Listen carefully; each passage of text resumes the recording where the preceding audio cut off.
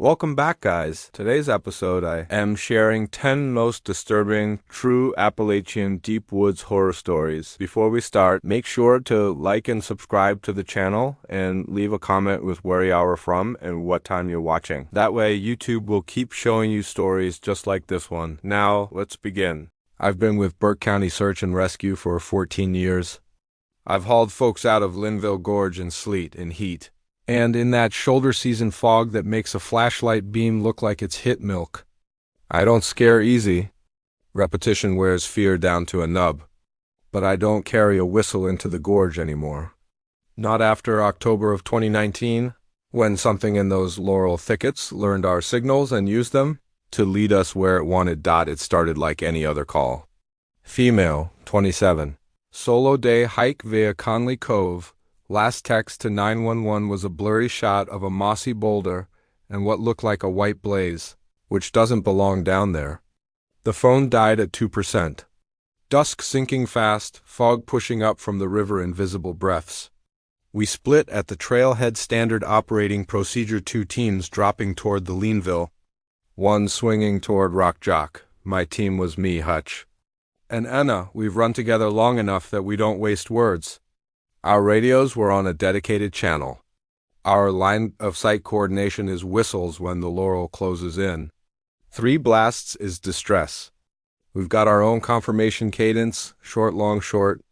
You can hear it from a quarter mile if someone's doing it right. Conley Cove is a ladder when you're rushing. The trail tips down and your thighs go to fire. The river's voice rose before we ever saw it, a steady subterranean thunder that tells you more about weather than any forecast. By the time we passed the lightning-split tree we use as a mental mile marker, the fog was thick enough to make our headlamps' halos. Then we heard it. 3 whistle blasts. Clean, spaced with the same little draw of breath between them you get when you're trying to be loud. Off to our left, well off the trail, inside a rhododendron hell, so dense it looked lacquered, we stopped like we'd hit a wall. I cupped my hands, used my voice first. Burke County Search and Rescue. Keep blowing your whistle, we're coming to you. Can you hear us? Only the river answered. I gave our cadence, short, long, short. The reply came instantly. Same cadence, same duration, perfect. An untrained subject could do that by accident. Maybe she'd been with a hiking group once and remembered. But the hairs on the back of my neck rose anyway. Anna flashed me a look. Hutch shrugged like, "It's still a rescue." We flagged a root-off trail with bright orange tape and slid down. A slope slick with leaf litter covering ankle-breaker rocks. Laurel branches caught at our sleeves and packs. The tunnel overhead pressed our beams back at us. The ground shifted underfoot from packed dirt to something spongier and black. 3 more blasts, same direction, closer. I caught the tongue of iron. If you work backcountry emergencies, you learn smells. Blood smells like pennies. It cuts through rot and duff in a way nothing else does. You smell that? I whispered. Hutch nodded once. We dropped onto a shelf where deadfall lay crisscrossed like ribs. The river's roar was a flat sheet of noise now. "Ma'am, if you can hear me, call out." "Don't move," I yelled. Silence. Then 3 whistle blasts sounded behind us up the slope where the trail should have been. We all turned as one, beams slicing fog. Nothing but laurel, black trunks. I lifted my whistle, hesitated, and returned the cadence anyway. Short, long, short. The reply came from in front of us this time. Perfect down to the breath count. Not human perfect. That's the only way I can describe how it hit me, like hearing your own voice on a tape you never made. We pressed forward. The shelf narrowed to a slot lined with rhododendron roots like knuckles. I tied flagging every 20 feet. Belt and suspenders. I cracked a green sialoom stick and hung it at the slot's mouth. If we had to crawl our way back, we'd follow Glow, 10 yards in. The slot doglegged right and spit us into a space barely bigger than a pickup bed. Flat dirt, stripped of leaf litter as if something had been bedding down there. The iron smell was stronger, layered with a musk like hogs. The mud showed no clear prints, just heavy, roundish depressions like something had turned in place. 3 blasts again, from just beyond a wall of laurel that looked woven. In the tangle I saw a flash of orange. Our tape. Not the line we just hung a paler brand we'd used on a training in May. It should have been gone, swallowed by the forest, but there it was, retied into neat little boughs at eye level. 5 in a row, leading deeper. I knew that knot. Anna's double overhand glove, friendly, distinctive. I'd teased her about it years ago. In the windless dark, the last bow rotated toward me like someone had flicked it. Hutch's radio chirped with the static burp you get when another mic keys up and drops. Then our frequency went dead and came back. Happens in the gorge all the time. Rock walls bottle the signal. I keyed up anyway. Command Team 3, off Conley Cove, moving west-southwest. Subject signaling with whistle. We waited. Command came back clear. Copy, Team 3. Team 1 is at river level east of you. No one else is using whistles. Advise if you have eyes on.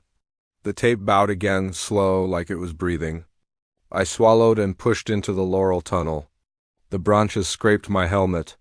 My beam bounced back off mat leaves. For a couple yards, there was no trail at all, just pressure forward, then the ground disappeared. Asterisk. I dropped my weight backward and my knee smacked dirt. 2 inches more, and I would have gone in. The hole was an oval with a rim reinforced by freshly cut sticks driven sideways and hidden under tossed leaves. Not a natural sink. Hutch swung his light down. Sharpened saplings angled inward like a mouthful of steaks. A smear of hair clung to one point, already dark with old wet. My gorge rose. Somebody had built a punji trap in a national forest. Not unheard of. Hog poachers do worse, but rare and mean. The sort of thing you don't report if you're out here doing what you shouldn't. Before we could say anything that wasn't cussing, 3 whistle blasts shrieked from my right, so close it clipped my ear. I flinched, spun my beam. No person, just laurel. An animal run angled uphill through the leaves. I felt breath on my cheek. Not a breeze. There was no wind under that canopy, just a pressure of air that stank like creek moss and old fireplaces. My headlamp hit 2 reflective points between leaves at knee height. Not deer, not coyote. Too small, set too far back, and the blink went vertical, not horizontal. Then gone, back out, Anna said, voice low and flat in the way we use when we're strangling down panic. Now we backed carefully, avoiding the teeth of that trap. I reached for the green sialoom I'd hung at the slot's mouth. My hand closed on empty air. I swept my beam. The glow hung 15 feet left, deeper in. We hadn't put it there. More green shone beyond, a faint string of drops arcing away into the cutbank dark. A breadcrumb trail I didn't trust. I keyed up, kept my voice low and deliberate to keep it from shaking. Command, Team 3, we are withdrawing to trail. We have an active hazard pit with sharpened stakes unknown malicious presence. Mark our last flag as hazardous. Do not send anyone into the wash west of Conley. Static. Then command, copy hazard. All teams, hold whistles. Team 3, return to trail. Team 1 is moving to your east flank. The laurel around us held its breath. 3 clean blasts came from far off, then near, then above us, as if the ridge itself had sound holes. I pulled my whistle and snapped the cord free habit and then didn't raise it. Something had been answering us perfectly. I wasn't giving it more to work with. Ma'am, if you can hear me, Anna called. Sweeping her light back, walk toward my light. Do not move off stable ground. Do not go silent. Silence. Then our radio popped and a woman's voice bled through our channel. I'm down here, it said. Too breathy. Too spaced, like whoever it was had heard our cadence and was trying to match rhythm more than meaning. Don't leave me! My scalp tightened under my cap. Identify, I said into the mic, buying seconds. Give me your first name. Static swallowed the answer. In the muck at our feet, our own boot prints, 3 sets nested and overlapped, heading back toward the trail.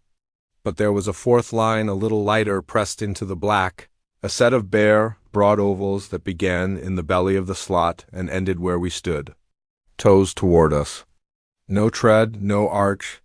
Weight on thick pads, like a big man had walked barefoot on leather mitts. We backed out, counting breaths, counting steps. 20 feet, find the last flag. 40, 60. At one of the ties, the tape hung limp. The bows were gone. Not untied, not torn cut clean, the tails hanging like a snipped ribbon at a sad party. I didn't say a word. No one did. I could hear Hutch grinding his molars. We hit the main trail, and my relief felt like a physical thing I could pick up and hold. We moved fast down toward the river, past the lightning-split tree. Team 1's lights shimmered through fog ahead like coins underwater. They'd heard the whistles, 2 always and 3s, never from the same direction twice. No team on the net admitted using one now. No one was that dumb after the hazard call. We rallied under some stunted hemlocks where the bank flattens. The river threw up mist and a constant shudder of sound. Over the net, Team 2 had nothing on Rock Jock, and Command didn't like the idea of us bushwhacking in the dark with someone laying traps. We set a tarp, rotated watch, drank bad coffee, and waited for daylight to do what it always does, give people irrational courage and the illusion of control. The night wasn't quiet. 3 blasts would drift from across the gorge, and our heads would come up like whitetails. Once, it sounded like it came from directly under our tarp, so close the canvas vibrated. Nobody moved. At 2 a.m., the radio chirped with a faint, scratchy sobbing that didn't resolve into words. We answered with nothing. We held, sometime before dawn, when the fog thinned to a gauze and our breath showed in fine threads. I caught the iron tang again and something else underneath char and soot like wet ashes. I told myself it was all in the nose, the brain trying to match shapes to fears. When the first gray stitched itself to the east rim and the river showed ribs and shoulders, we packed light and pushed uphill. The whistles stopped altogether, like someone had blown a candle out on the entire gorge. Sunlight puts a kind of stupid bravery in you. We were moving by 7. At 9, Team 4's voices crackled up the net. Faint contact on Rock Jock, a woman's horse call, no whistle. They guided her by voice to a safer rock, checked for injuries, and got her walking. When we met at a junction, she was scratched to ribbons and shaking with dehydration, but on her feet. 27, local enough to know better than to go north in the dark, but panic isn't rational. She'd overshot a spur, lost the main tread, and climbed when she should have sat down. Her last text had been blind. The white slash she thought was ablaze was lichen. She blinked at us when we warned her to stop whistling. "I didn't bring one," she rasped. "Never had one." I was yelling. We gave her fluids, a space blanket for warmth against a wind that woke up as soon as the sun did, and walked her out slow. At the trailhead, we did our usual choreography vitals for the medic log. Signatures, a phone call to a boyfriend who didn't deserve the tongue-lashing he gave her. As reunions and lectures unspooled, Hutch sat on the tailgate looking at the trees. "What do you call it here?" he asked, not really joking. "Booger? Haint?" "In the gorge?" Una said quiet. "People. And the gorge." I filed the report and flagged the trap coordinates for Forest Service law enforcement. That afternoon, with more people and more light, we went back in. The Siloon glow was gone. Those sticks are one and done after a night. The hole was real, the stakes sharp enough to punch a calf through to bone. We photographed, documented, filled it in, and left uneasier than we'd arrived. A person had made that. A person might have moved through behind us and cut our tape. That's a simpler dread than the other option, and yet it didn't sit right with the way sound had folded around us. Sound doesn't mimic breath counts with metronome precision. People don't make your glow sticks migrate 15 feet without a scuff in the leaf litter. 2 nights later, a different team ran a training on the rim near Shortoff. They reported 3 blasts, 3 times, rolling across from the amphitheater, evenly spaced like something practicing. No campers, no headlamps across the chasm. When they returned our short, the line of sound cut off like it had a switch. No one owned it. No one claimed it. We logged it. Because that's what you do when you can't explain a thing. You write it down to prove to yourself it happened. What stuck with me afterward wasn't the trap or the breath on my cheek. It was the sense that something in those miles had been studying us. Our patterns. Our comfort objects. Our breadcrumbs. I stopped carrying a whistle into the gorge. I double-check every length of tape after I tie it. I listen less to sound and more to dirt and rock and water, the things that don't learn you back. There are practical changes. 2. I added a line to our teen briefings. Do not follow auditory signals off trail at night. If we need to coordinate in the laurel, we do it by touch, by light, by eye. And in my logbook, same black notebook I've been using since my first field rescue, I drew a red asterisk next to that night's entry and wrote, whistle mimicry. Non-human precision. Avoid returning cadence. Mark and withdraw. It has bled into other parts of me. A train whistle in town hooks deep in my gut and yanks. A high school referee's whistle makes my molars ache. When fog pools in low places on cool mornings, I can taste iron, sometimes. I dream of the laurel slot and wake with the surety that there's a green glow hanging in the doorway of my bedroom. 15 feet to the left of where I hung it. You can chalk it all up to nerves and night tricks if that helps you sleep. The gorge is a maze of echoes and leaf-choked hollows.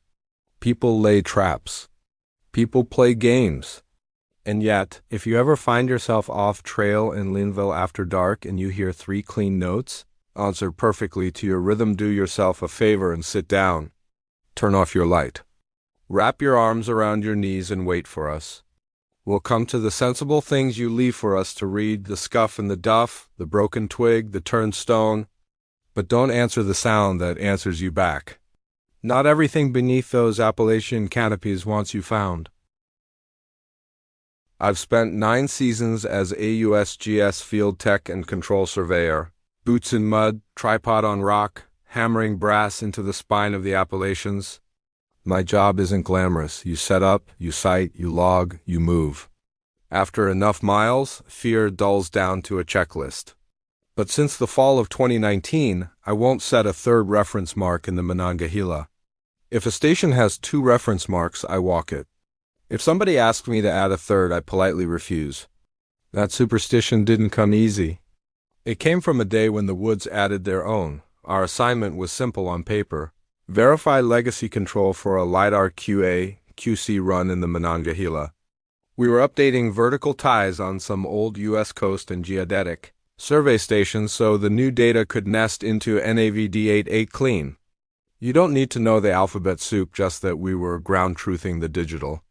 We targeted a ridge east of Tea Creek, up where the red spruce crowd close and the ground goes springy with sphagnum. The old datasheet inked in the 1930s. Last recovered in the 70s, put the triangulation station on a sandstone, cap with 2 reference marks and a witness post. No cell reception to pull a newer sheet out there. That's normal. We parked off FR86 at a little pullout that looked like every other pullout in the Mon. Frost had sketched ferns on my windshield at dawn.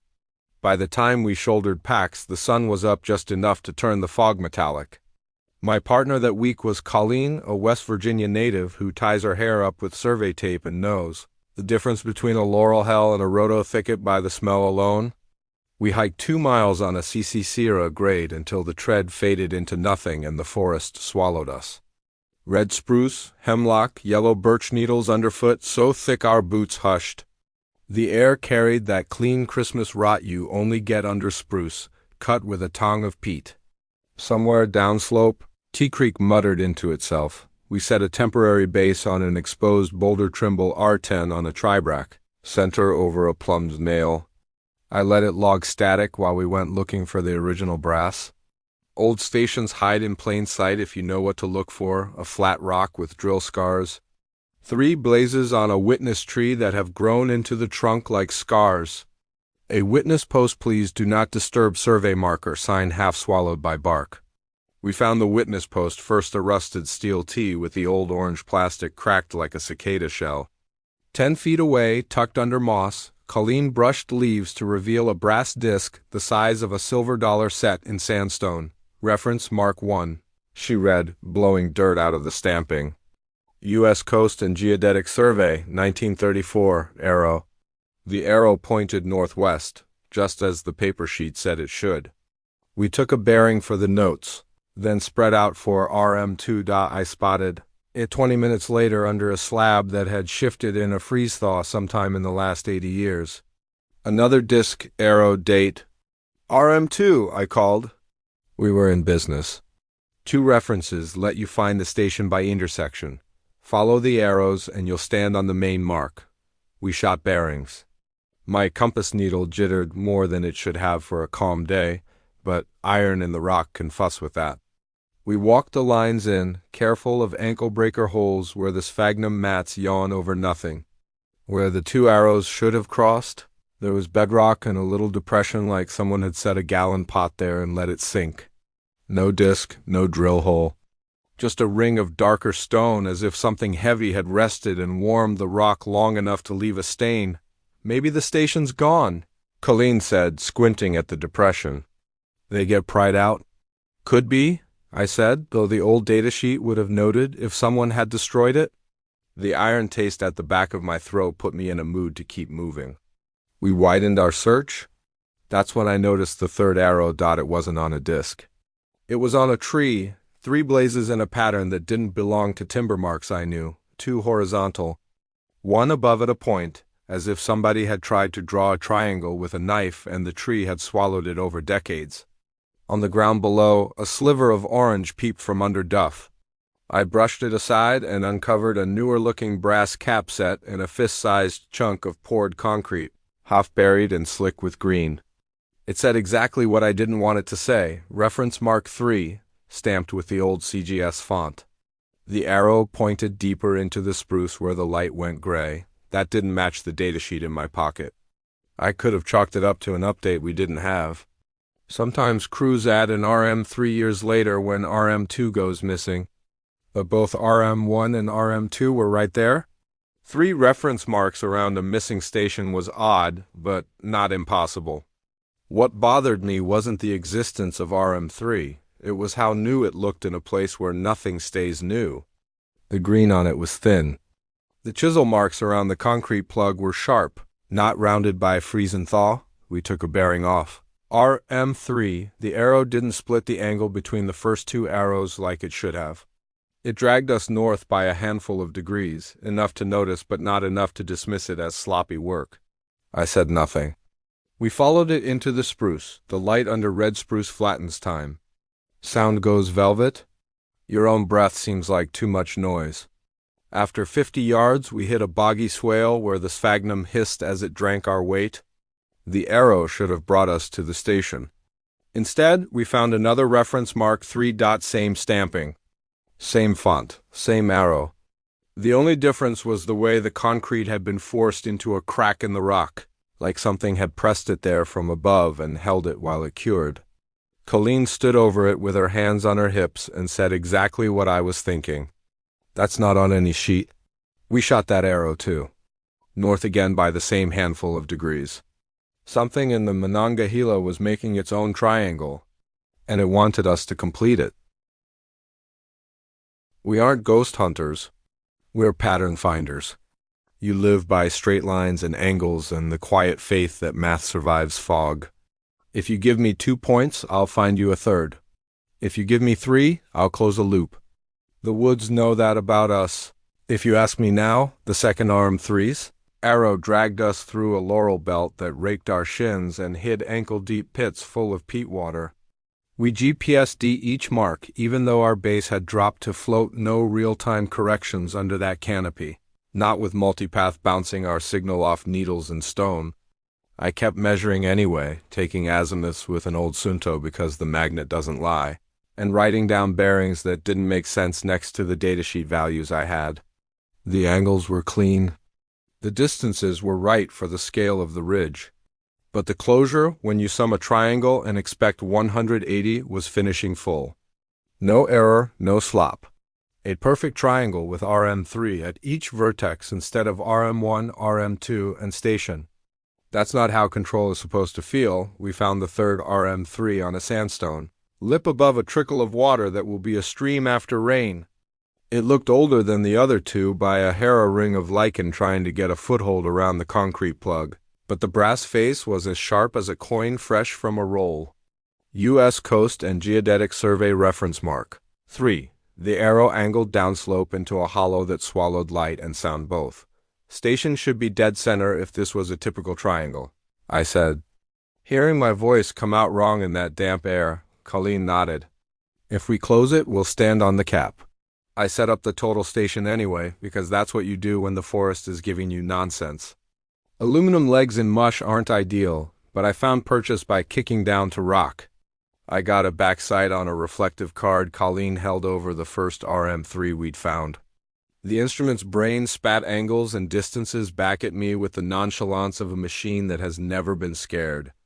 I took a foresight on the second RM3, closed the angle, and watched the numbers tighten like a noose dot. Everything looked right in the gun. Everything felt wrong under my boots. We packed up and followed the third arrow into the hollow. The spruce swallowed us. The floor went from sponge to something worse, a floating mat of moss over black water, the kind of place the cranberry is known for, even when you're not technically in the glades. The smell shifted to peat and cold iron, with a sweet mold undertone that made me think of old books forgotten in a basement. Thread lines of mist sat between tree trunks like hanging cobwebs. There was no bird noise, no squirrel chatter, just a far-off tapping like a small hammer on stone. Tap, tap, pause, tap, tap, tap, as if someone were setting a drill, the way I have 100 times. Do you hear that? Colleen asked, whispering like the trees were listening. She had the prism pole across her shoulders like a yoke, hands hooked over it to keep from falling. Her boots were wet up to the ankle rubber. Somebody working a cap? I said. No one else was supposed to be out here.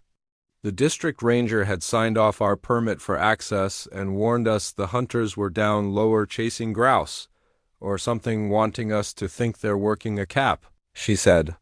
Gestures tight. We reached a patch of higher ground, a hummock of roots and stone, and there it was, another brass face sunk in poured concrete. Reference mark 3, the arrow pointed back the way we'd come. Not to either of the other RM3s, back into the laurel belt, but off by that same handful of degrees. The tap-tap on stone came again, closer, and then in two places at once, like sound had been split and laid in different layers of the same woods. I took my gloves off and put 2 fingers on the brass. It was cold enough to bite. The stamping was sharp. The fine scratches from the die were visible around the letters. That would be normal on a new disc. This disc should have been buried in moss grit and chewed by weather. I scraped the plug edge with my knife, and the concrete made a fresh, bright sound. That's when my radio on my shoulder beeped twice, exactly the sound it makes when it reacquires corrections. It shouldn't have. Our base was up the ridge and deep under canopy. The rover's fix indicator flickered from float to fix. Then bright bars, solid like we were standing in a parking lot downtown. I looked at the screen. The coordinates danced for a second, then froze, the way they do when the instrument settles. The point name wasn't our next planned occupation. It wasn't anything I'd entered. It said, Station, in all caps, then a string of numbers that didn't match our job file at all. The elevation tag said NAVD 1929. We haven't used that vertical datum for this job. NAVD 8 is our reference. The geoid model in the receiver was GEOID 12B. The MON isn't kind to old maps, and the idea that some ghost of a datum had returned from a branch we didn't use made my left eye twitch. I blinked hard and the tag cycled again, like something was scrolling my own menu. Station, then do not disturb, then hold station, Colleen, I said, keeping my voice level. You seeing this? She didn't look at the screen. She was staring into the spruce at nothing, face gone slack in focus. It's behind us now, she said. The tapping. It was also ahead of us and to our left and somewhere under our boots. A little sound like brass kissing stone. Not hostile by itself. Not anything until you've tapped 100 brass caps with a hammer and your muscles recognize the reflex before your ears do. We marked the point anyway, because habit is harder to break than fear. I set a tag in the rover as temp_STN and snapped a photo for later QA with the receiver screen over the disk. The picture is on my phone still. When we climbed out and I transferred the day's images, the EXIF timestamp was 5 hours ahead of the time I took it. My camera isn't wrong, and my phone pulls time from satellites when it can't find a cell tower. Bits of my day were out of phase with the rest. Back to the witness post, I said. We'll close it on paper and call it update back at the truck. We turned. The way out wasn't there. The laurel belt on our route in had been a wall that tore skin. Now it was a cozier thing, low and interlaced, like someone had woven a hedge. Hanging from its inner ribs every 20 feet was a loop of neon survey tape tied in little triangles 3 corners, ends snipped clean. Not mine, not Colleen's. We tie simple overhands. Triangles took time and intent. They swayed in air that didn't move. Who's cute? Colleen said without humor. She reached to take one down, and the tape lifted on its own and turned around the twig, exposing a written note on the inside of the loop in pencil. A word I couldn't read at that angle. She snatched her hand back. I leaned in and read it. Datum. No one I've worked with writes like that. The A was open at the top, European, and there was no smudge from pocket lint, fresh, the undergrowth pressed close, inviting. The bugles' silence felt like a held breath. We didn't go through the triangular ribbon gate. I've crawled under down pine and waded through silted creeks that smelt like batteries for this job. I am not squeamish, but something about being asked to complete. Someone else's shape triggered the part of my brain that remembers pines falling without warning and rock giving underfoot. We backed upslope, picking our route by bedrock and the slight pull of the slope toward the ridge. The tapping migrated with us, ahead and behind. My radio chirped again with the cheerful bark of a fix. Hold station, the screen said. Then scrolled to standby backside. I thumbed the power button and the screen went dark, but the tap-tap didn't care. Neither did the triangles. They were strung like prayer flags now, not every 20 feet, but every arm's length. The pencil words rotated quarter turns with each loop until I was reading them upside down. Datum, base, azimuth, station, survey words. The vocabulary of my days, offered back at me in a child's block letters that had never known a keyboard. Left, Colleen said. There's an old blowdown tangle that way. We crawl it and pop out on the grade. We took her left. 10 steps in, the ground hummed under my boots. Not a sound vibration? Like standing on a bridge when a truck goes over, except no road was nearer than 2 miles. The triangles, dozens of them, lifted the smallest bit as if in exhalation and settled again. I thought of the bog below us, the water moving under the sphagnum. The whole mountain, a wet lung. The blowdown tangle wasn't where it should have been. We hit a cliff scar instead. Red sandstone sheared clean 20 feet high, ferns hanging in veils off its face. A brass disc sat proud on a little shelf at shoulder height. The concrete still thumb rough where something had smeared it in. Reference mark 3, the arrow pointed into the rock, which is to say it pointed nowhere you could walk. I lost something then that I'm not proud of. Not calm, not control? Some bit of professional dignity. I took my hammer from my belt and brought it down on the edge of the disc, the way the warning on the face says not to. $250 fino or imprisonment for disturbing this mark. The hammer rang old brass. My hand flashed pain up the bone. Colleen grabbed my shoulder before I could do it again. Hey, she said gently, and in that hey was more kindness than I wanted. Don't complete their circle. Don't answer it. I don't know if a triangle cares if you hit one of its corners. I do know that the ring of the hammer felt like throwing a stone in a still pond and waiting for a hand to come out of the water. The pond around us held. We bushwhacked off bearings, not trusting arrows or math or the instincts that had walked us into the middle of a shape. We navigated by dumb things, tree species we'd passed on the way in, the way moss thickened on the north sides of trunks, the hint of diesel from the road below when the wind touched the ridge. The triangles thinned. The tapping slackened. My radio stayed mute no matter how many times I toggled it. Somewhere between a spruce with lightning scars and a birch with a bear rub polished to shine, we broke into familiar forest, the kind that has shade and its own noises, and saw the orange of the witness post like a lighthouse. Our base tripod still stood on its rock, patient. The static log had run 2 hours longer than planned. The receiver had shut itself down to save battery. When I brought it back up, the points in the job file were ours again. No station that wasn't ours. No off-datum elevation tags.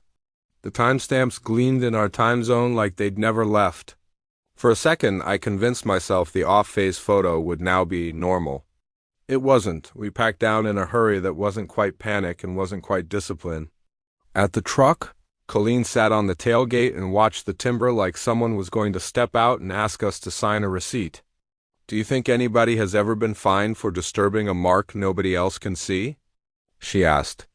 Her laugh was thin and not funny. Back at the motel in Marlinton, I uploaded the day. The baselines closed on paper like a dream, angles tight, distances singing. But the triangle we'd measured with 3RM3S was too perfect. No closure error at all. No survey does that in boggy ground with multipath and bad sightlines. I flagged the points, wrote my notes, and sent a cautious email to the district office. Unlisted reference marks encountered. Recommend no additional RMIS be set on T Creek Ridge until datasheets can be updated. Possible vandalism or unauthorized marks. I meant none of those words. I meant something I couldn't write in a professional email. The forest had learned our language and fed it back to us. And it wanted us to close a shape we hadn't opened. 2 weeks later, a Forest Service Trails crew flagged a sink on that ridge and called it in. Not far from where our paper triangle would have centered, a circle of rock the size of a truck bed had slumped overnight into a cylinder. No water at the bottom. No obvious cause. I asked for a look. The rim was damp. The air rising out of it smelled like old pennies and peat. I dropped a pebble in and counted like a child, 1 Mississippi, 2 Mississippian, till the clatter finally came back up. Too deep for comfort? No echo of walls. A throat. I sent a second email I never got an answer to and added a note to our internal. SOP. Do not establish third reference marks in high spruce bog terrain without prior datasheet verification. If unlisted RMIS are discovered, do not follow arrows off established ground. Retreat to known control. That sounds bureaucratic. It is and it isn't. It's the only way I can put warning into words without sounding like I need time off. I still work the mon when the jobs call. I still carry a hammer for brass. But I stopped bringing pre-stamped caps for 3 Malaysian ringgits. I won't be the one to finish their geometry. If you ever find yourself in the red spruce under a sky that never quite brightens, and you see a clean brass face where there shouldn't be one arrow neat, concrete, fresh, don't follow it deeper. Don't close a triangle you didn't begin. The mountain marks what it wants. And if it asks you to hold station, consider that it might not mean the instrument. It might mean you.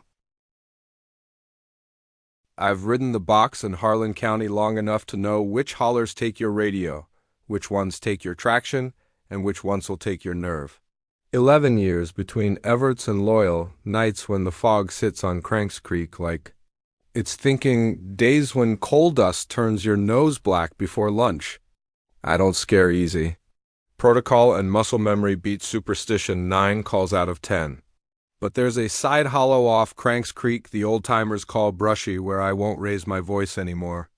You can clap your hands in there and nothing comes back. Prayers don't echo. If that sounds like a joke, you haven't stood in a place that drinks sound like water. Names are changed and a couple of details blurred for privacy, but the bones are true. It was a humid September evening, a storm line. Hung up on Black Mountain, thunder mumbling without committing.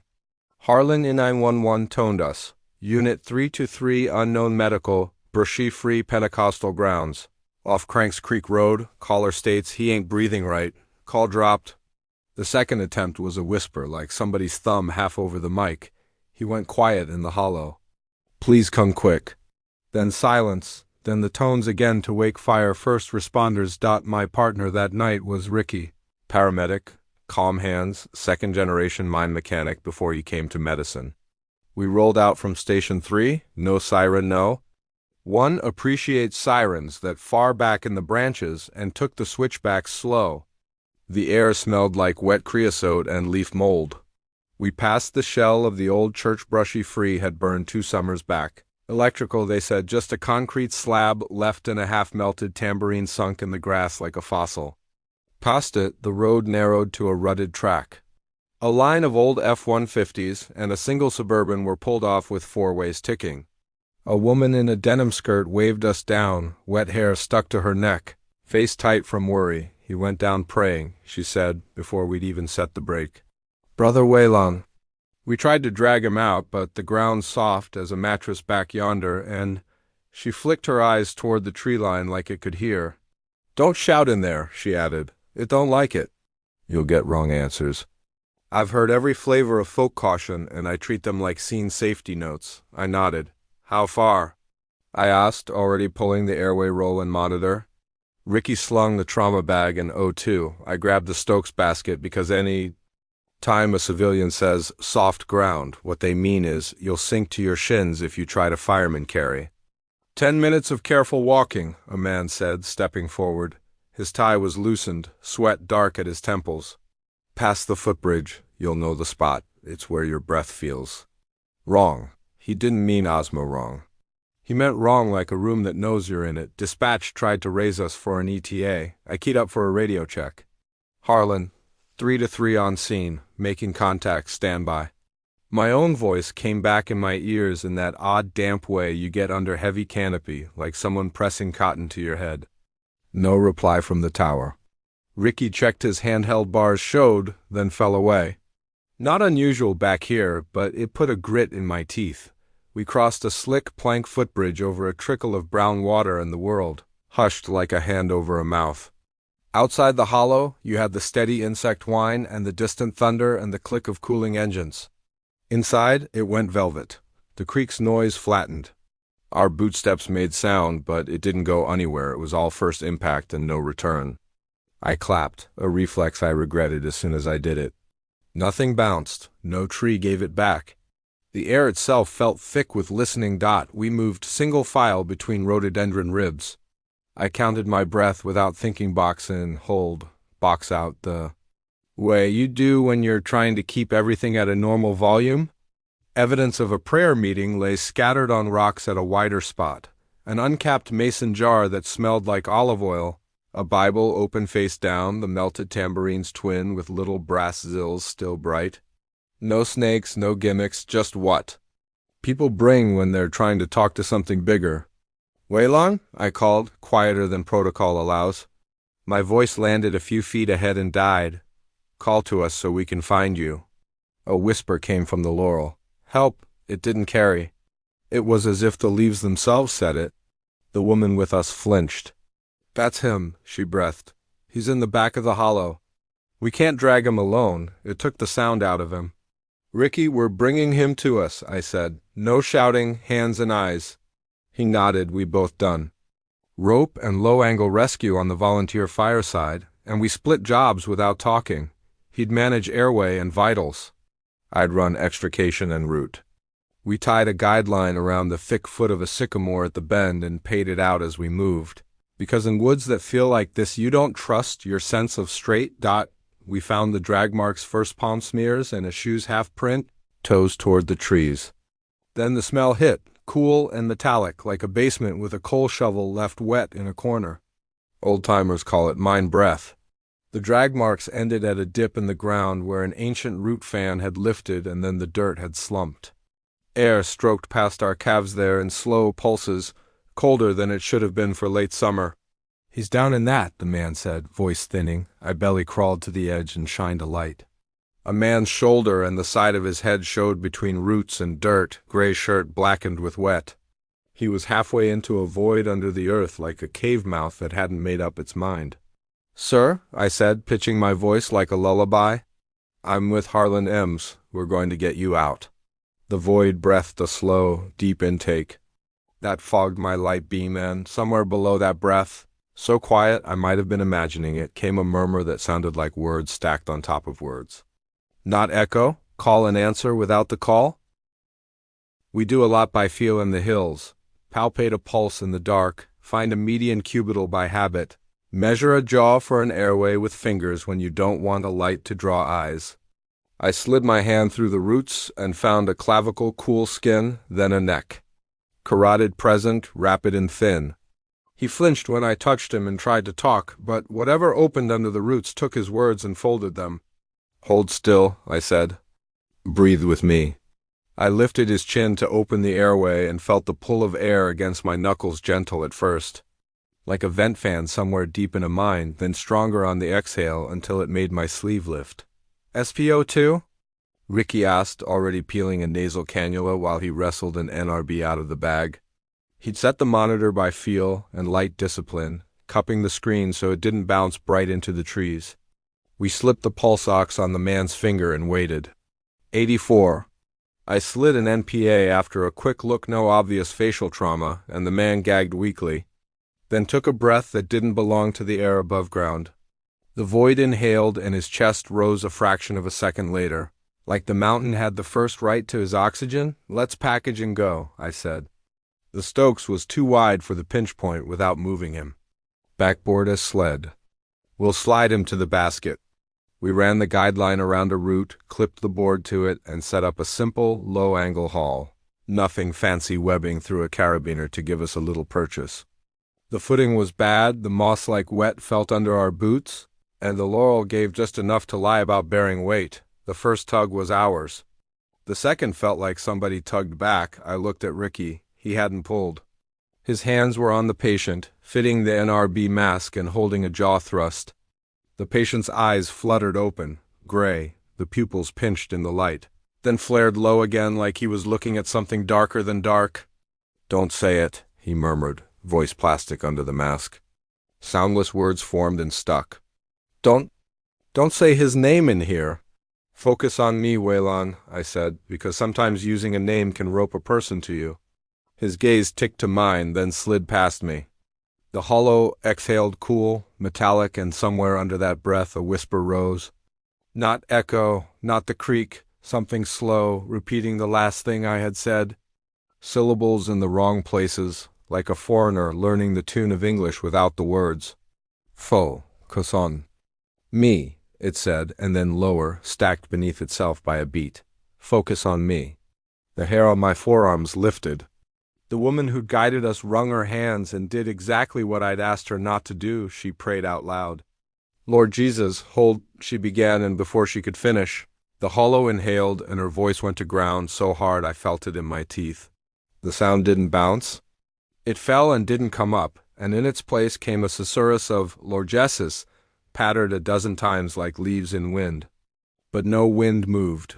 "Hold your breath," an unfamiliar voice said on my shoulder mic, calm as if dispatch had keyed up with a joke. For a half-second I started to laugh at the absurdity of a radio working in here, then the fact of the words landed. I glanced down. The radio screen was dark. The voice hadn't come out of the speaker. It had touched the mic and arrived in my earbone, like someone behind me with their mouth near my collar. Speaking through the hardware without powering it, we moved. Slow, because speed makes mistakes. I worked the board out from under, lifting hips and shoulders in turn, counting silently and tapping Ricky's sleeve for each move. That mechanical breath from the earth kept trying to take our rhythm. Math helped. I've counted compressions at 3 a.m. With one glove on and one glove off in back of a truck on switchbacks, I can count a haul in a haunted ditch. The rope hummed with our effort. The Stokes webbing creaked in my hands, damp. The little metal zills on the fallen tambourine, down hollow, turned themselves with no hand and rolled against each other. Faint and polite, like somebody applauding with fingertips, our patient said, "Amen," soft and automatic on the exhale. It wasn't to us. It was to whatever was under him, and the hollow gave his amen back with half a dozen amenahs from different throats right on top of one another. Not the same voice? Men, women, some old, one so small it turned my stomach. Ricky looked at me and mouthed, "No more talking." We had him to the lip in 2 more moves. The first responders waiting near the footbridge, 2 volunteers in turnout pants and a deputy, who'd come in quiet, saw us and picked their way up to meet us, faces pale in the green dark. We passed the board hand to hand. As soon as his hips cleared the rim, the pull got worse, as if the hollow had decided at last it didn't want to let him go. The guideline went taut enough to sing. The knot on the sycamore creaked.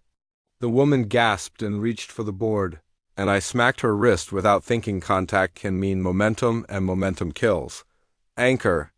I hissed. The deputy threw his belt around the sycamore and we clipped the line to it as a backup. The hollow inhaled so hard my pant legs sucked against my shins. The patient's NRB bag flattened and stayed flat for a heartbeat too long. I cracked the mask seal with 2 fingers so the bag wouldn't collapse on his face. And the air that came up from the void into my hand was winter cold and full of the taste of pennies. "On 3, I said, not loud, not soft, just steady.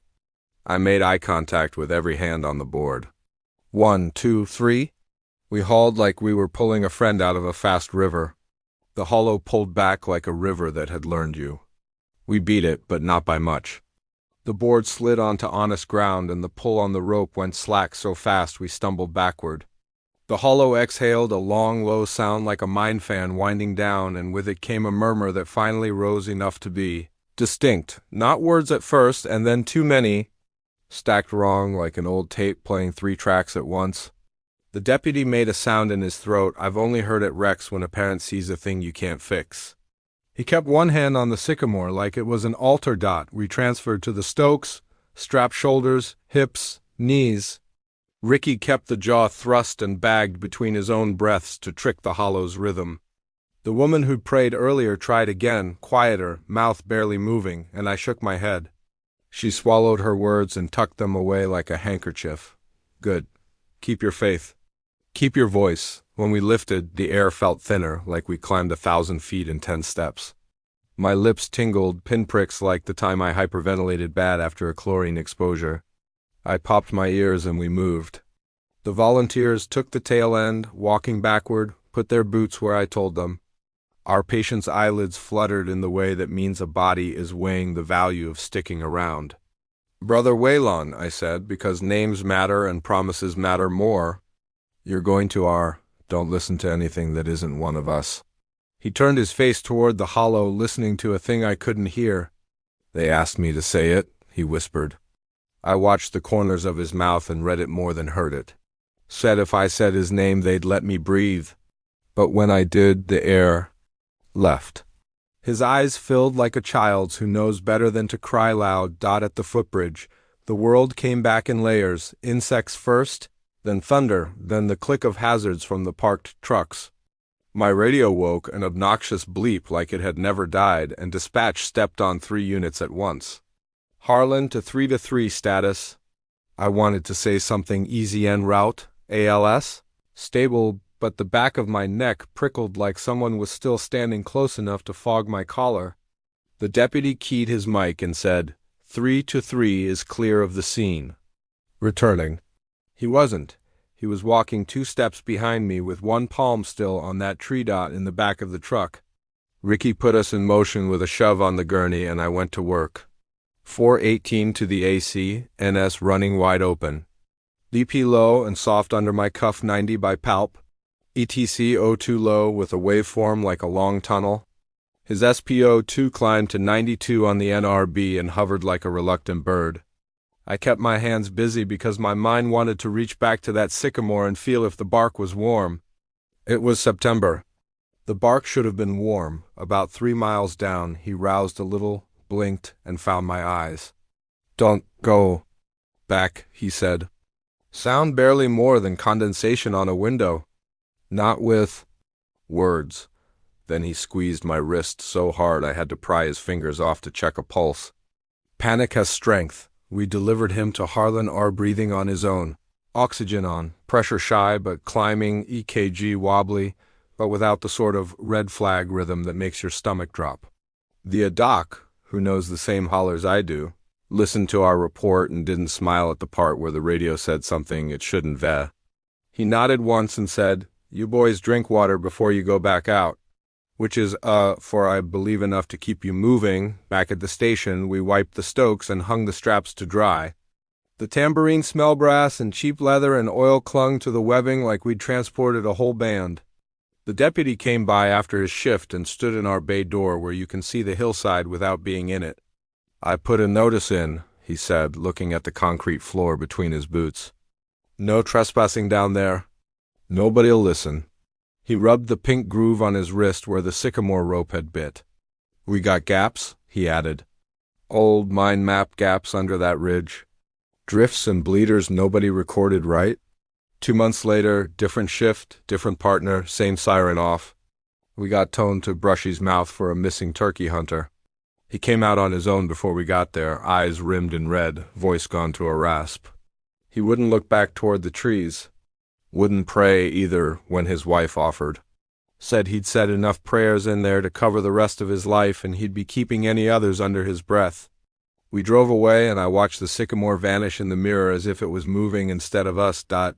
I still run that side of the county.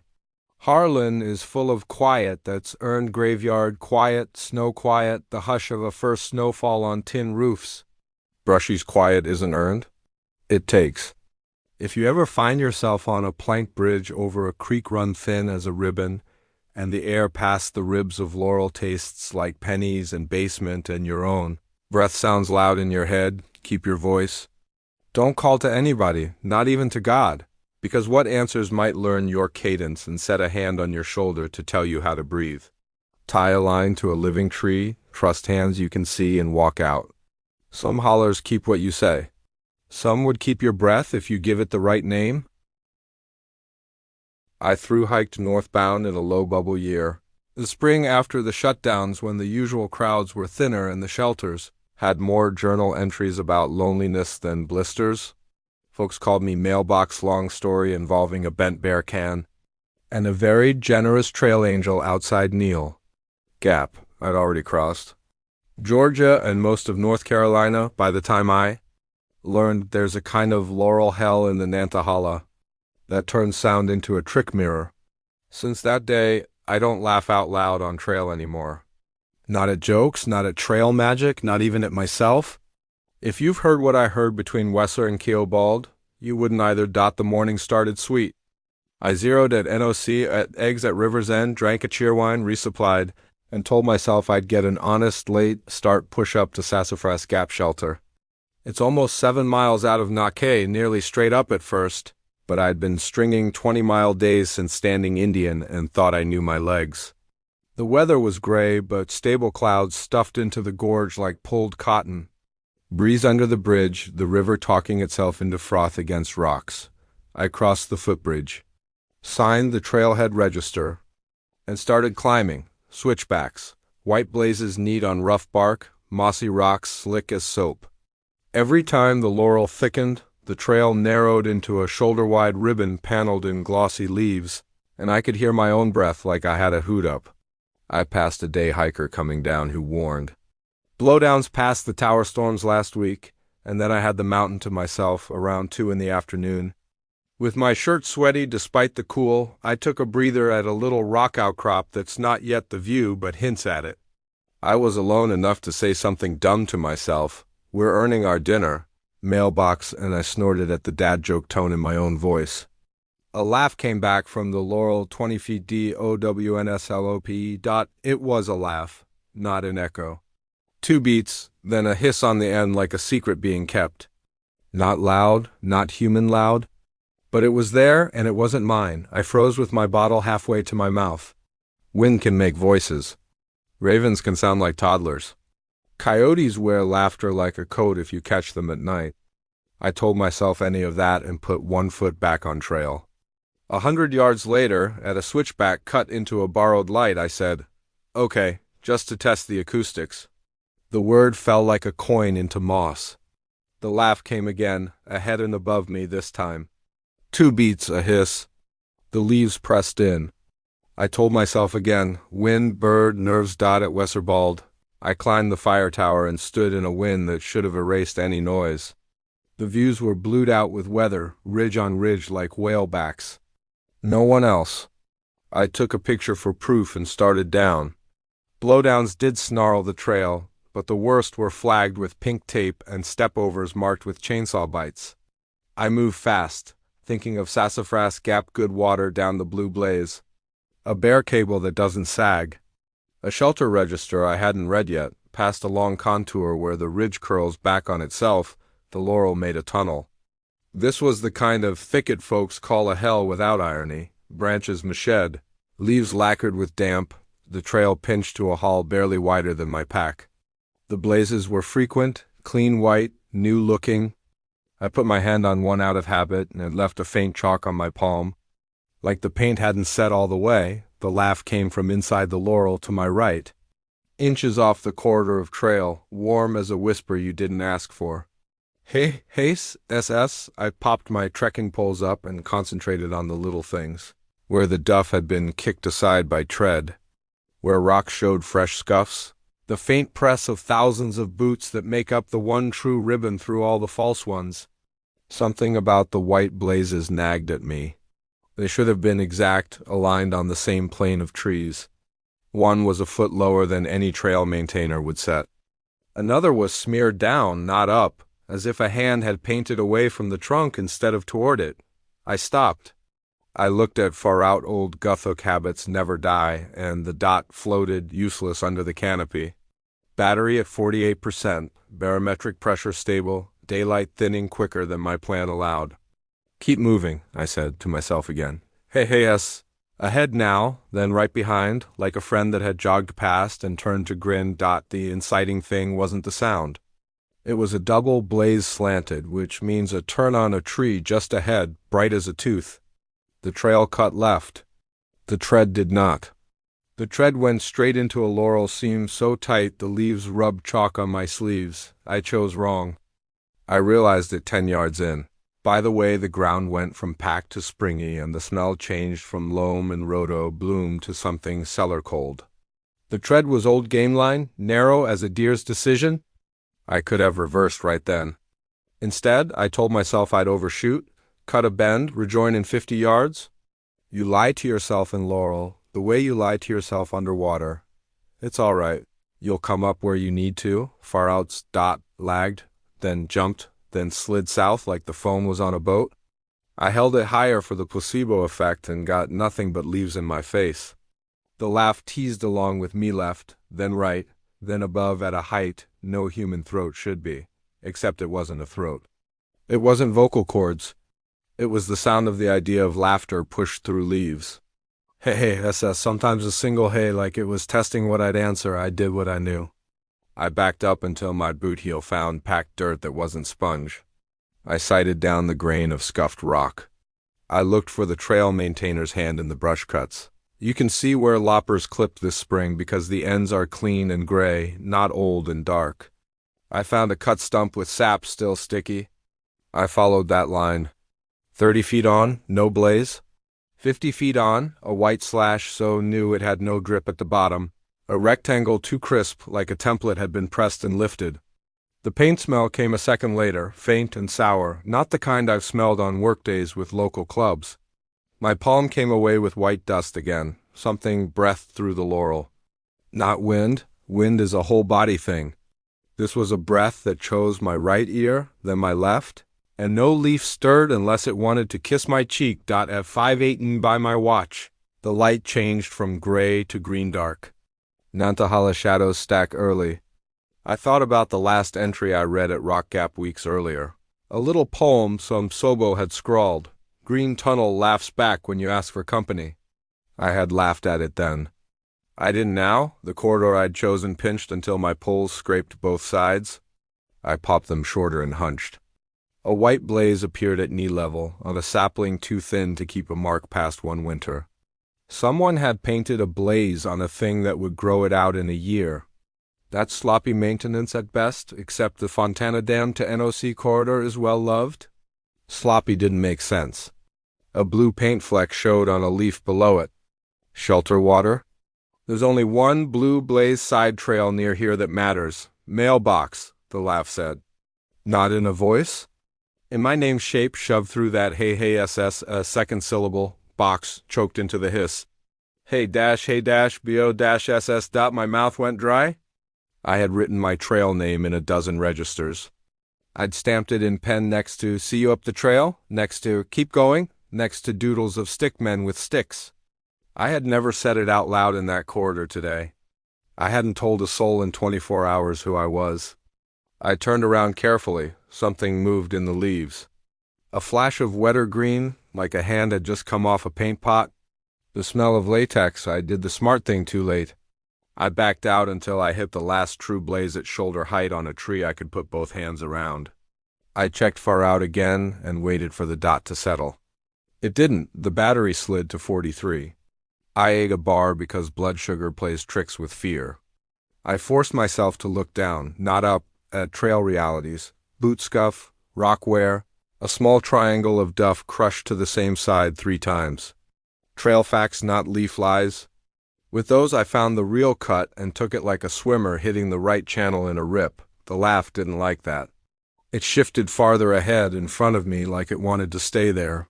Hey, SSS, moving in little spurts the way a kid runs ahead on a path with switchbacks, always where you're about to be. It tickled my back brain that it wasn't loud enough to travel as far as it pretended to be. It was close, always close, performing distance by choosing the next laurel mouth. I came to a blowdown the day hiker had warned me about. Root ball ripped a crib out of the earth. The pit behind it black and thick with wet leaves. Someone had cut a step notch. Someone had outlined the detour with pink tape, sane and human. I stepped over the trunk and a white blaze to my left, bright and fresh, told me to go that way. The tread told me to go straight. The tape told me to go straight. I went straight. 20 yards later. The laurel opened like a curtain and spit me into a pocket of old light rocks round as shoulders, ground springy with a carpet of needles. Someone had camped stealth here, a cold scar ringed with flat stones, a burnt bit of ramen wrapper trapped under a twig. Beyond, the ridge bent and the wind made a real sound for the first time in an hour. I could hear it in layers up high, not just forced through leaves at ear level. I wanted to push to Sassafras Gap shelter anyway. But a sensible part of me that sounds like my sister said, don't march into dark for a roof when you have a flat spot and a warning. I pitched low, a fly, and ate cold tortillas with tuna and zipped in. The laugh ran the perimeter of my camp for a while, trying on different distances like jackets. Hey, SSS, once just a breath? Once a giggle that hit the edge of human and then fell off like someone doing a bad impression. I didn't answer. I lay there and listened to the wind fail and the forest fail and that one sound not fail at all. At some point I dozed. My dreams were the usual trail cocktail, missing gear that isn't missing, climbing stairs that don't top out, a long hallway full of doors that are all my old apartments. I woke to a different silence around 1 a.m. Not empty, pressed, the ridge wasn't breathing. My bivy screen was a darker rectangle than the dark, and from a foot outside the bug net, where my knees made 2 little hills in the fabric, came the tiniest hey like someone back of their hand laughing into a pillow. I don't carry a whistle. I carry a cheapo red headlamp with a bad strobe I never use. I turned the lamp on low, pointed down into my bag, so the glow was red through the nylon, and waited. The hey didn't repeat. I flashed the beam once across the zipper seam. The light caught leaves inches away, a slick of moisture on a broad rhodo leaf, and the white of a blaze on a thin branch not much thicker than my thumb. No maintainer put that there. I cut it off with my pocket knife from inside the Bobby Lazy Man's pruning, and thumb flicked the little painted twig away. It clicked against something hard, too level for rock. It sounded like wood on wood. I tunneled out, keeping the headlamp low. The camp looked ordinary if you're the kind of person who sleeps on dirt for fun. My bear line hung tidy. Food bag like a moon, shoes upside down, so spiders are inconvenienced. Then I saw them. A ladder's worth of white blazes circling the camp at knee height. 10, 12, each one the size of a hand, too regular for mushrooms, too deliberate for joke. The first was the sapling I'd cut. The rest marked no path. They marked a ring. I walked the ring once with the lamp on my chest instead of my head. My breath fogged. The air felt, for lack of a better word, thick. You can kick through spiderweb if you have to. This felt like I'd have to shoulder through sound. The laugh came from the far side of the ring every time I faced it. Hey, SS. The last hiss always lined up with a different blaze, like a child pointing from behind a couch. Not funny, I said, which is the kind of dumb thing you say when your other choices are cussing or praying. The hiss rose in pitch and then flattened back to nothing. I didn't say my trail name. I didn't say any name. People sleep in bear country by habit that's older than tents. I broke mine. I pulled my food down, shoved everything of value into my bag, and shouldered it. I left the ring as if it were a tripwire stepping over the 2 lowest blazes, as if they'd smear off on my shins and mark me as somethings once outside. The feeling of thickness eased as if I'd walked out of a humid room into night. The laugh tried to pick its place again and failed at sounding somewhere. It picked everywhere and landed nowhere and got frustrated, if a laugh can get frustrated. No hiss. That, more than anything, made me decide the rest of the plan. I wasn't going to Sassafras Gap Shelter. I wasn't going to walk the corridor it wanted. I was going to take the oldest path in the mountains. The spine I climbed. Not by blazes, not by tread you could see in a headlamp. By pitch and feel, and the way a ridge always wants you if you let your ankles find it. I aimed for higher and meaner and less laurel. The leaves thinned. Rock shoulders exposed. The laugh struggled to keep to my right ear, then my left, then got stuck behind me like a kid in snow pants. I came up on a shoulder of rock, and the wind finally did a true thing. It pushed my shirt against my back and tasted like rain dot at a rock stack that wasn't a cairna. Natural step in the spine, I stopped and looked back. The ring of blazes in the stealth pocket glowed lunar in my red light. Between two of them, something moved. Not a shape I can sell you in a story. Not eyes. A dip in dark, like a place light didn't want. It felt at once tall and very folded, like the laurel had learned to stand. I turned and kept to the high side. Sometime after 2, the white of a legit blaze popped at a sane height on a grown tree, old drip mark like a tear. The tread beneath it was right, scuffed to brass, step cuts where they should be. Far out's dot sobered up and sat on the line like it had meant to be there all along. I didn't cheer. I just put one foot in front of the other and walked the kind of fast you can do without running dot at Sassafras Gap Shelter. A headlamp blinked as I eased in. Someone's bag rustled. A voice whispered from inside a hood. "You hear that hyena earlier?" The voice was East Coast, amused, brittle. Sounded like somebody having a conversation with themselves and thinking they were hilarious. Didn't hear it. Then added truth like a breadcrumb. "Laurel's weird tonight." I signed the register in the morning and looked at the last few entries. 2 days prior, someone had written, "Laugh at the woods." They laughed back. The handwriting was neat, the kind you get from someone with time to practice letters. I tore the page out it felt wrong to leave and stuffed it in my pocket. I have it in a bin with my old maps and tags. The graphite smudged over the months, and sometimes when I check it, the sentence reads a little different. One day I looked and the S on woods had been rubbed to a hiss. Another day, the word back had a little extra K that wasn't mine. If you're northbound out of Nakan, you get the bright idea to leave at noon and muscle it to Sassafras Gap. Do it. You'll earn every step. But when the trail gets narrow and you feel the laurel trying to become walls, remember a few simple, stupid truths. Blazes are at shoulder height, not knees. Paint that smells fresh at dusk shouldn't be there. Your phone's dot lies in green tunnels. And if something laughs where echoes don't live, don't give it material. Don't talk to it, don't name yourself, don't answer your own jokes. Keep to the ridge. Trust cut stumps and scuffed rock and the drip line under old blazes. The Nantahala learned people long before it learned to laugh at us. It doesn't need your voice to find the punchline. I've swung a Pulaski on the Roan Highlands for 7 seasons with the THCC crew. Locust steps, rock cribbing, punchin' over seepage if you've hiked between Carver's Gap and Grassy Ridge and your feet stayed dry. You've walked over my sweat. We've worked in wind that steals your hat, fog that erases a person 6 feet away, and lightning that makes you feel like a walking lightning rod. I don't scare easy, but I won't be on those balls at dusk again. Not after the day the mountain asked us to keep building where no trail belongs. It was late June rhododendron peak. Peckin' like chaos at Carver's Gap. Kids in flip-flops doing summit selfies on Round Bald while our crew lugged 8x8 locust stringers like pallbearers. The job was straightforward. Replace failing bog bridge between Jane Bald and Engine Gap and armor a few muddy pockets that had braided into multiple herd paths.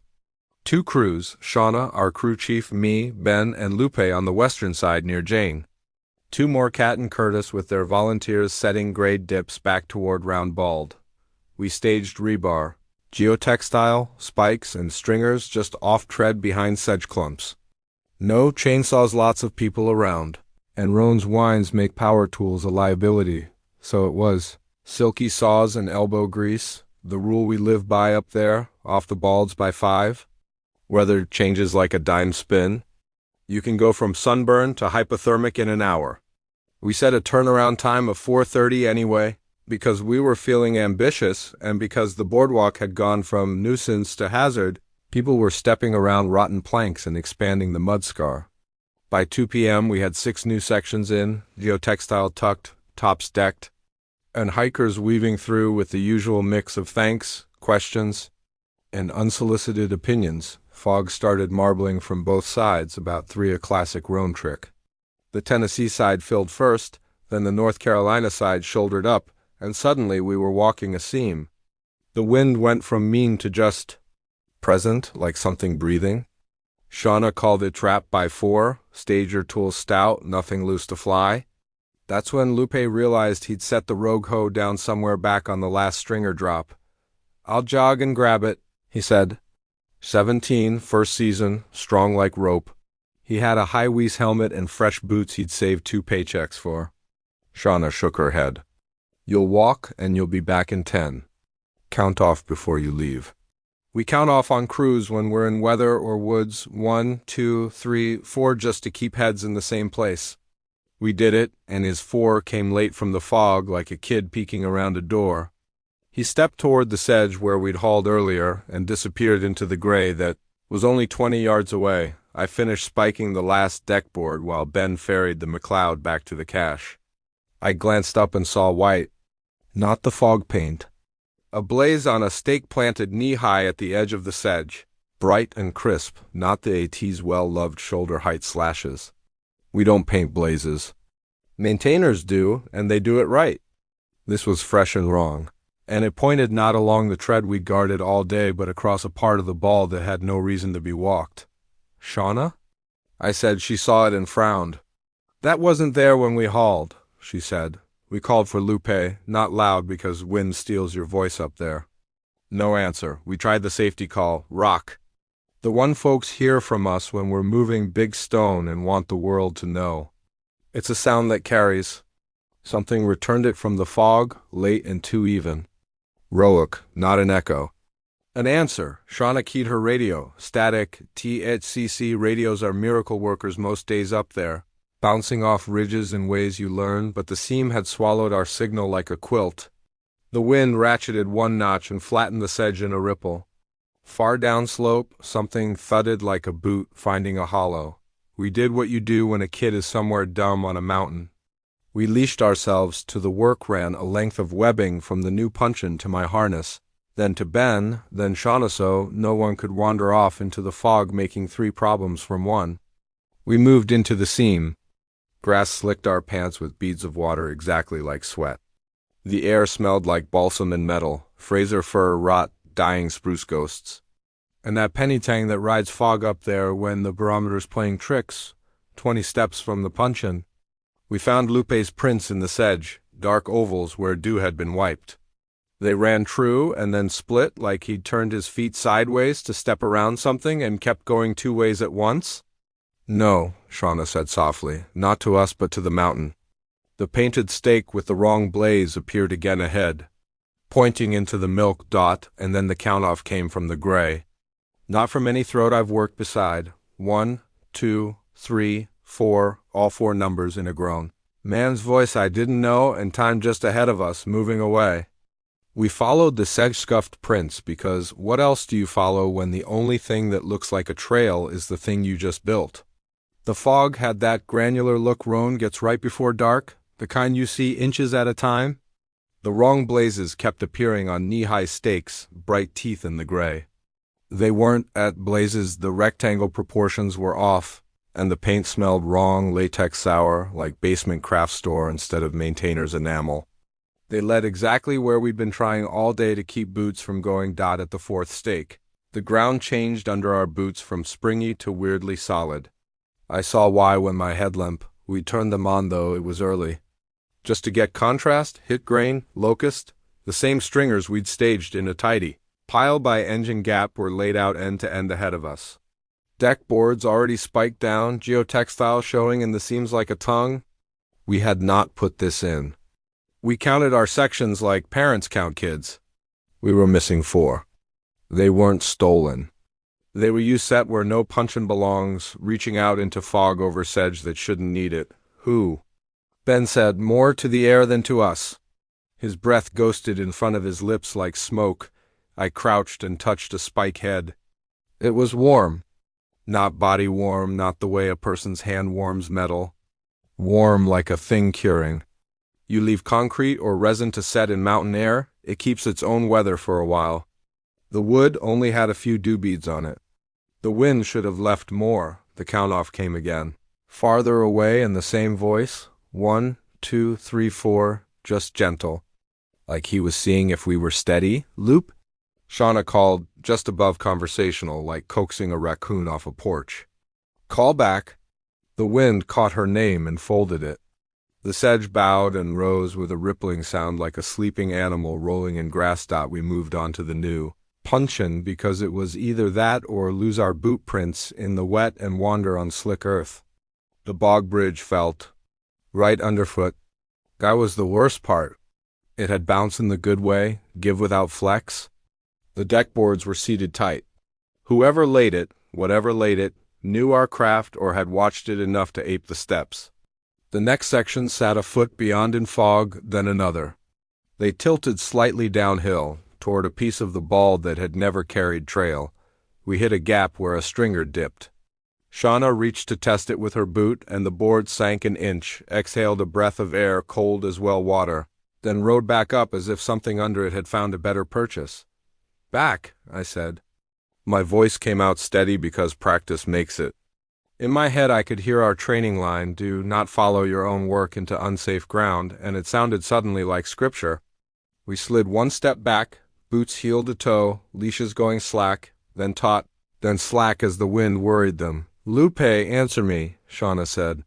Her voice was smaller now. I thought about hollers that swallow sound and decided not to think about them here, where there was no place for sound to go but away. If you're on deck, freeze and call. A shout answered, rightward and farther than it had a right to be in that air. Here, it was him. His voice cracked on the word in a way that made me want to put my hands on his shoulders and feel. His bones to be sure he was still all one piece. I can't. It wants me to keep stepping. The last word was eaten by wind like a kid. Snatched round a corner by an impatient parent, Shauna's mouth pinched into a line. I've seen on people who'll get you home or die trying. We're going to him, she said. On anchor. We rigged dumb but solid webbing from the last reel punchin' to me. To Ben, to Shauna on the tail with a Prusik hitch to pay or take quickly. I clipped a spare to my belt and belly crawled the next section. Headlamp low, eyes half on the wood, half on what the fog might be hiding just off the edges. I reached the dip and felt the breathing again. Not the wind. The deck itself, lifting so slightly I'd have missed it without both palms on it. A lulled exhale that fogged the space under the boards and left a fine rime on the underside of the planks. Beyond, the build continued through fog like a pier. Fresh spikes stood proud awaiting hammer blows that hadn't happened. Heads clean of dirt, ready for someone me to seat them. I pressed one and it rocked in the pre-drilled hole like a loose tooth. The count-off came from the end of the pier we couldn't see, quiet and patient, like a father teaching a kid to rock a boulder up a ramp. 1, 2, 3, 4. Listen to me instead, I said, not loud. Lupe on 3, you sit. Don't step, sit. I felt Shauna's hand on the leash tighten. Ben murmured, I've got you. A shape moved, a head-high wheeze flicker, a helmet side, shoulders hunched. The punchin' dipped in 2 quick inhales like someone had put weight on it and then lifted. I can't tell which way is up, Lupe said. There was something like small laughter under his voice that wasn't his. It was the wind pushing through sedge heads and choosing to be pleased. It wants me to finish the line. It took everything I own not to answer that with anger. Anger's loud. Loud breaks things on Roan. On 3, I said, counting like we teach new folks when they're moving rock and fighting their own momentum. 1, 2, 3. He sat. The board sighed. Somewhere to my left, unseen grass fell flat in a line like a herd passing and rose again. The pier lifted the smallest bit, as if disappointed. The trick with bad ground is to make it short. Short words. Short moves. Short rope. We shortened everything. I belly crawled to the end of the next section until my fingers could touch the heel of Lupe's boot. He was in that held shiver you see in hypothermia before the real shakes start. I slid the spare webbing around his waist and clipped him to me and tapped his calf twice. Don't move. You're anchored, I said. Don't look anywhere but your own knees. Okay, he said. You could hear how okay was a lie. Ben, take, I called. The leash went tight. Shauna, on your go. The wind chose that minute to come up from the North Carolina side like a hand on the back of your neck. The sedge hissed. Somewhere off to the right, too far for the size of the hill, too close for the size of the world, the count-off began again. 1, 2, 3, 4, I thought of crew camps I'd slept in, where that rhythm meant a rock about to move as one. I thought about the old Cloudland Hotel that straddled the line a mile away, where they used to dance on Saturday nights and the floor stamped in 4-beat time. The feeling that we had joined someone else's count without meaning to made my throat click. Now, Shauna said, we hauled. The pier didn't like it. The board under my belly flexed downward in a slow bow, and the breath under it changed from cool well air to something warmer, metallic, old and sour, like a closed-up room that's run out of people. My brain offered me a picture I didn't ask for, something under the sedge with all the time in the world, making a floor to walk you away because it was easier than dragging. I concentrated on knots and friction and not giving it my eyes. We got Lupe 3 planks back and the board stopped trying to breathe. His helmet hit the wood and he started to cry. Not a big sound, just a old tear's leak. It kept putting the nails exactly where I wanted to hit, he said. I don't have a hammer, but I kept seeing where to hit. You didn't, I said. You didn't hit. You sat. That's the difference between a good story and us being part of a bad one. We reverse caterpillared to the last section we knew was ours. At the gap, I slid my silky out and put the blade to the geotextile at our edge. It felt like cutting skin. The fabric gave with a sticky sound and the fog pushed up through the slit like a breath held too long. We levered the end of our last true stringer up and slid it sideways 3 inches. The pier we hadn't built tried to follow with a gentle creak and then failed, sitting on whatever it had been sitting on and settling with a slow, patient sigh. Good, Shauna said tightly. Break the line. We did it like we were breaking a bad habit, small, deliberate, and with our hands visible. We unspiked the last deck board, pulled the nails out backward like a dentist removing a tooth, rolled the deck perpendicular as a barricade. The count-off did not come again. Wind did, hard enough to make me lean against it with the damp slap of weather behind it. The fog lifted a notch and I could see 20 yards of sedge and ghost spruce and then nothing again, which is better than seeing nothing everywhere. We walked back on our own work, boots hitting the boards we had set earlier, and every squeak and knock was blessedly familiar. At the cache, the pile of remaining stringers was one lighter than it should have been, and 3 spikes lay on the ground arranged in a neat little triangle like someone had sorted them by shape for a photo. I kicked them apart and collected them and didn't say a word about it. Neither did anyone else. Back at Carver's Gap, the evening crowd had thinned to a few stubborn sunset watchers with picnic baskets and sweatshirts. The fog had fallen below the lot, a gray sea on both sides of the ridge. We loaded tools with that careful haste you get when you want to be in the truck and also not look like you're running. In the bed, the rogue hoe lay where it shouldn't, on top of the strapped cooler, its handle wet with dew, its blade clean of dirt like it had never been in the ground. Lupe touched it and flinched as if it were hot. We wrote it up the way you write up things that happened when you can't explain any part that mattered. 2 stringers and assorted materials unaccounted for. Unsafe ground observed between Jane and engine gap beyond standard bog. Unknown materials misused. Retrieved volunteer without injury. Recommend temporary closure if fog forecast after 1600. Shauna sent it to our section lead. We got a thank you and a reminder about Off the Bold Times, and a note that a ranger had received a couple of reports in past years about folks following boards into fog. No official action. Roan eats fog and people make stories. That's the line. I make one change that's stuck. I don't stage extra stringers where fog can find them. I don't leave geotextile rolled like a tongue.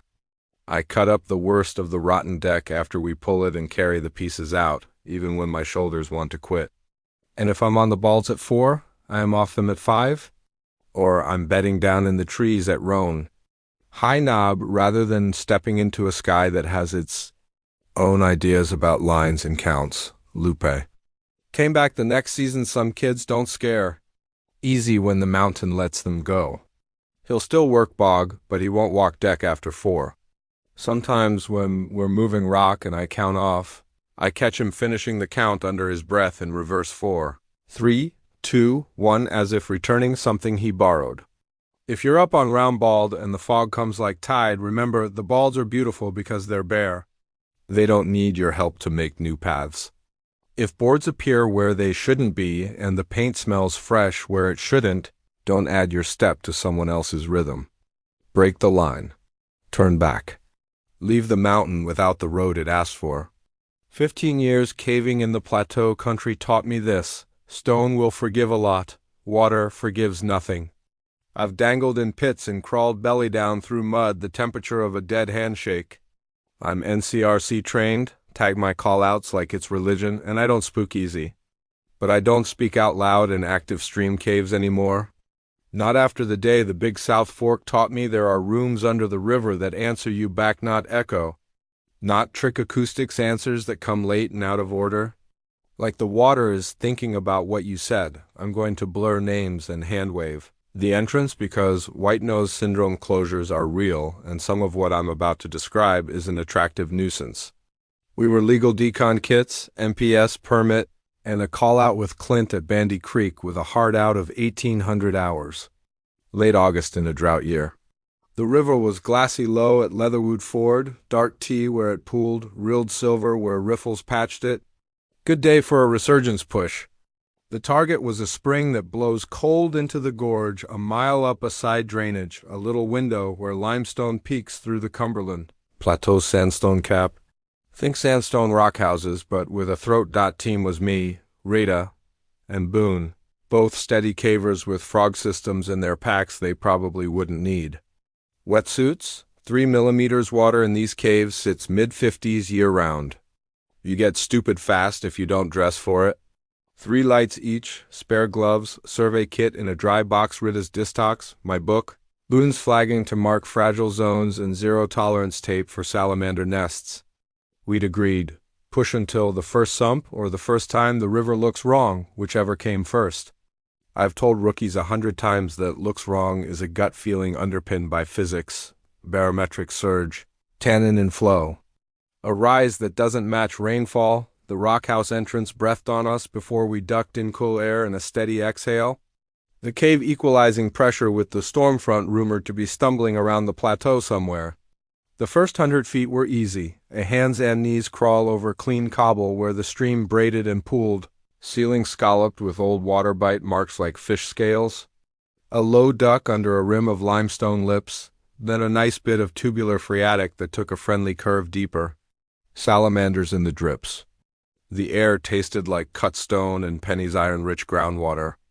The light from outside quit at a bend, and the world shrank to cones of LED. And the river's murmur, we found human sign quick enough. Not vandalism, none of the idiocy you get near popular caves. Just a little carbide glow smear high on the wall where an old-timer had hung out in the 60s. And a survey station dot I didn't recognize.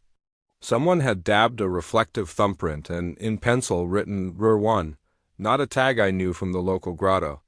Rita squinted at it and smiled the tight smile of a surveyor who wants to stick to a plan. Rooms under the river, Boone said, and his beam made the pencil gleam. Cute, we moved on.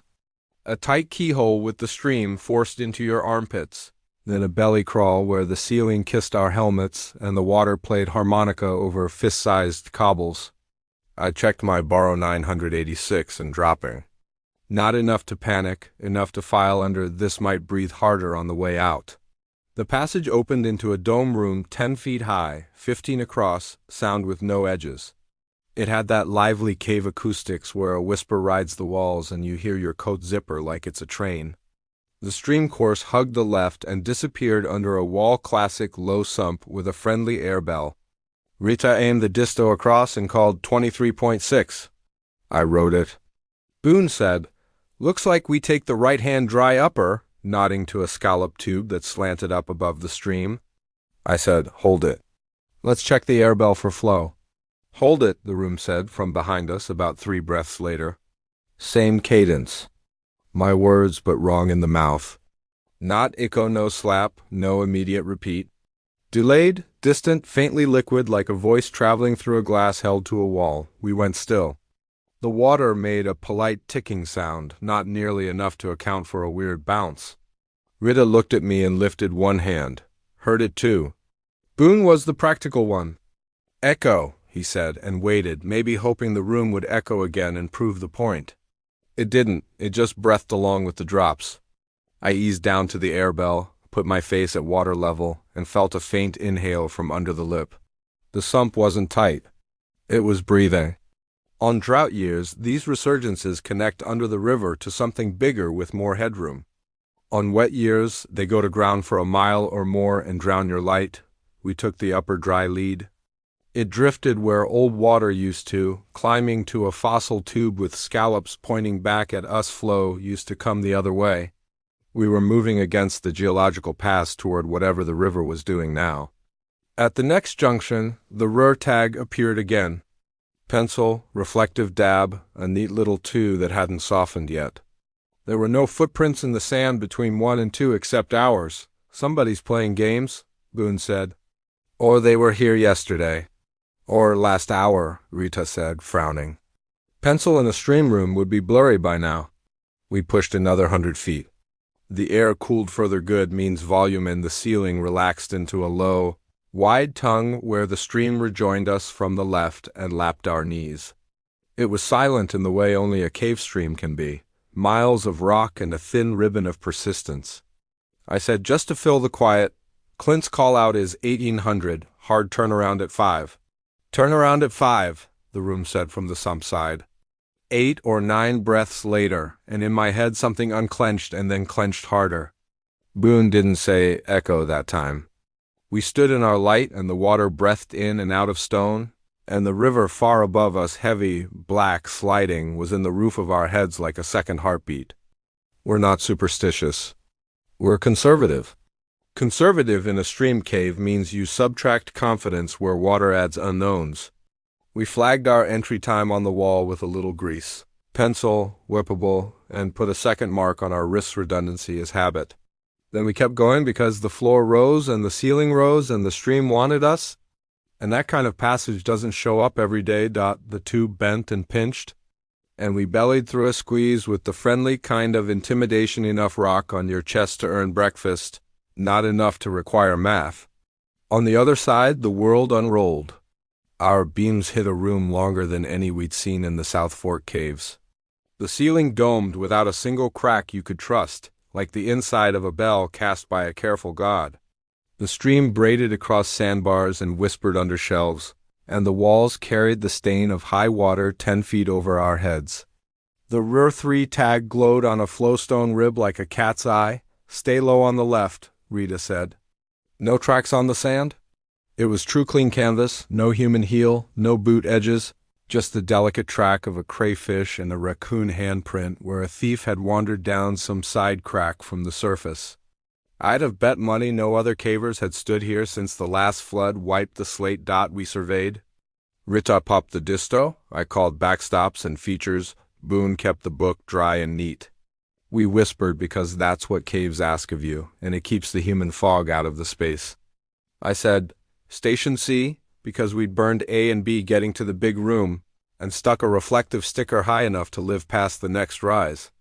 Boone wrote. Rita said 21.9 to that boulder, azimuth 161. The tick of the water said nothing. Around the time we hit C3, the room answered us again. "C," it said first. Then 161? Then late enough that Boone was halfway to the next station. We froze the way mammals do when the rules change. Rita turned her head so slow I heard wet nylon whisper. Barometric echo? She offered and trailed off. That wasn't a thing. Sound travels through air and water at different speeds. We were standing in both. I filed it under phenomena and got back to work because numbers. Don't care if the river is pretending to be a person on the far side of the room.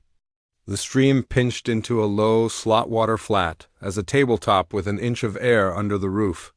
It didn't go forever. There was a bell 15 feet in, then the sheet lifted into promising black. Boone, nimble and broad-shouldered, said, "I'll check the duck." Just an arm. Just to feel the pull? No, I said, because those are famous last words wrapped in good intentions. We don't duck without a climbing line and eyes on. We rigged a handline on a chert knob and he slid in, arm first, face on the water, talking in little bursts so we'd know he was above it. Cold 3 inches.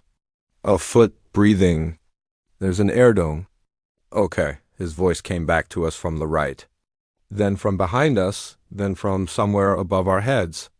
Each time late, each time wrong, until I couldn't tell if the cave was replaying him or the river was moving our words through cracks, where we were standing under the main channel.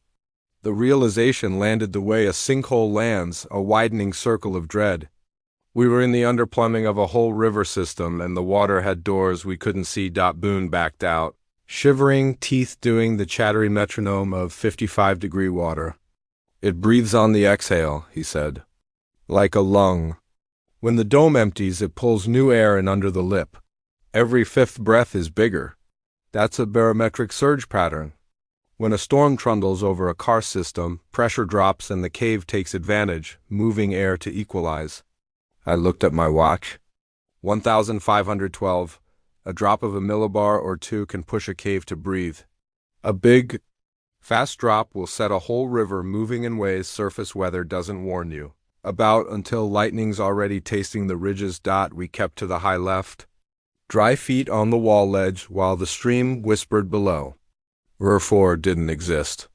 Instead, there was a scratch of charcoal on the wall at shoulder height, 3 boxes stacked like a kid's drawing of rooms. Under it, a neat pinprick chart the size of a pencil eraser. Rita touched it with a gloved finger and flinched. "Warm," she said. "Impossible." I smelled it, then spent carbide. A ghost of that old miner's gas lamp sent acetylene and lime. No one in our party was running carbide. No one uses it anymore except romantic fools and purists. The cave said, "Warm," after Rita, which did nothing good for my heart rate. We turned back. Not a retreat, just prudence. Survey trips are permission slips to stop when your gut says stop.